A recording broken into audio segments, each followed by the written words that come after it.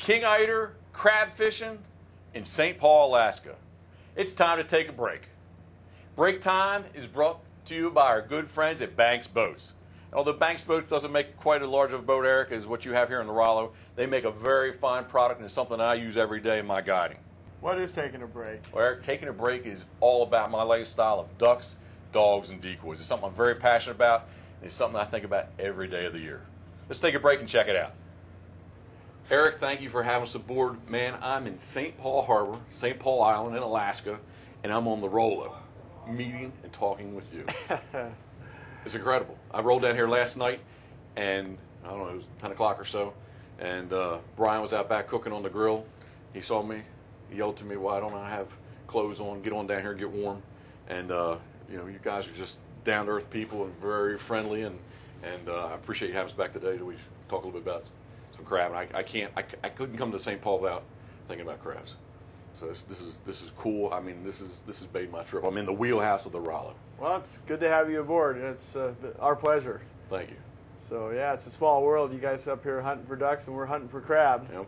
You're probably laughing at us in the little boat as we go by, and we're saying, "Oh my goodness, they're going, you know, they're going out there to do what?" You know, that kind of thing. Yeah, well, you know, up in this country, you know, most definitely you appreciate a little bit bigger boat. Mm-hmm.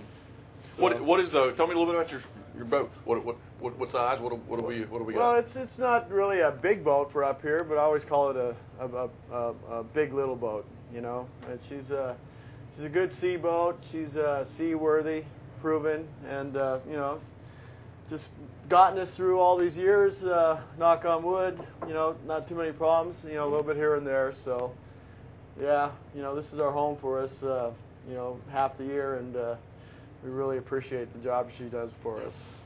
All right, so today you're offloading Apelias? Yep. And that's the late season crabs? Yeah. The season, we basically start fishing around January 15th or so, and usually runs for around 2-3 months, right, depending on how much crab you got to catch. And yeah, it's the weather's bad in the winter time, and it seems a little crazy to be catching them in the middle of the winter, but the meat content in the crab is optimal at this time of year, and that's why the season is where it's at. Yeah. Kind of not related to crabs, but to the weather. You said that the weather's bad. I mean, is what we're experiencing right now, is this typical?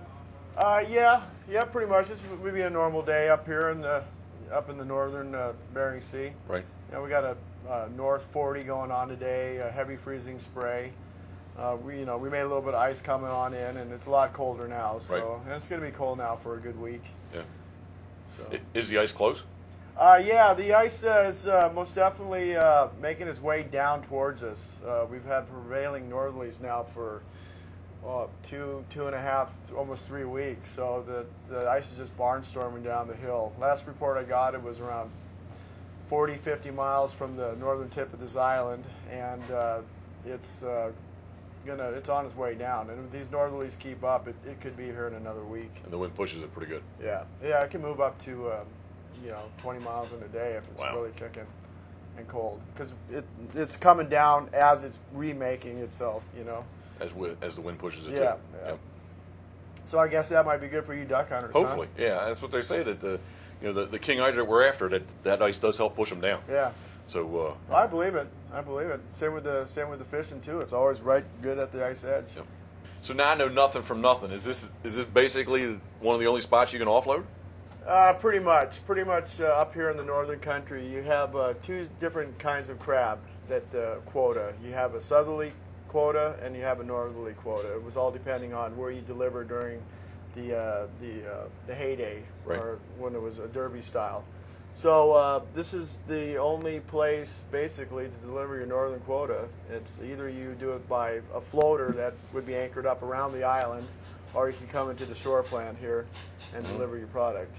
So not very many options. Yeah, it looks really labor intensive. We were sitting watching yesterday one day, and it just, I don't know, man. I guess that's the only way you can do it, though, right?